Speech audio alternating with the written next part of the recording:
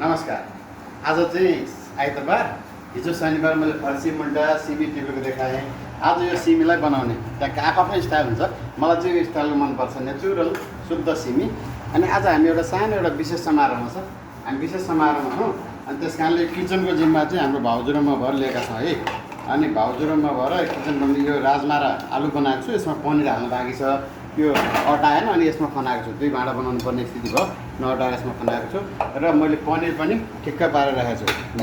अब यो पनिर यसमा हालेर टक्क बनाइसकेपछि आज त्यो समारोहको किचनको जिम्मा चाहिँ भाउजूले र मैले लिएका छौँ। भाउजू र म भएर आज किचनको जिम्मा लिएको। हामीले कोसिस गरेर चाहिँ एउटा सानो समारोह छ, 20-25 जना गेट टुगेदर हुने। हामी बनाएर चाहिँ यो मजाले उ गर्ने पुरै किचनको जिम्मा चाहिँ भाउजूको मेरो भएको हुनाले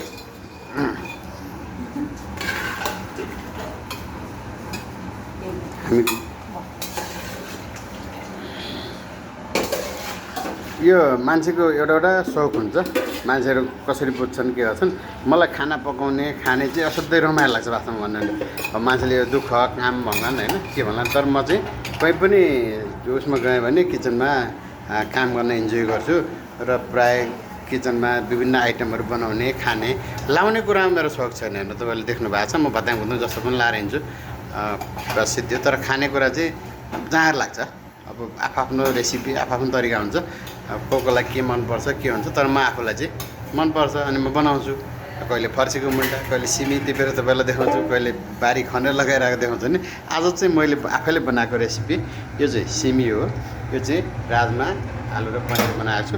अब अर्को आइटमहरू पनि बनाउनु बाँकी छ। आज हामीले पुदिना भन्छ, कसैले पत्ताना भन्छ, हामी पत्ताना भन्छौँ। पत्तानाको अचार बनाउने तयारी हामीले गरेर भिजाएर चाहिँ नि राखेको छ। यसमा चाहिँ केराउमा यो काँक्रो आलु हालेर यसरी पनि यो हामी अचार बनाउँछौँ। यहाँ भाउजूले अलिअलि तयारी गर्नुभएको छ। भाउजूको मेरो आज अहिलेको हरियो परियोको रूपमा एउटा न्युरो, आज स्पेसल प्याकेजमा चाहिँ न्युरो तयारी अवस्थामा राखेको छु। अब यो बनाउनु बाँकी छ। उहाँ चाहिँ मेरो आमाले चाहिँ यो न्युरो चाहिँ कसरी पकाउने भनेर हामीलाई नयाँ आइडिया तरिका सिकाउनुहुन्छ।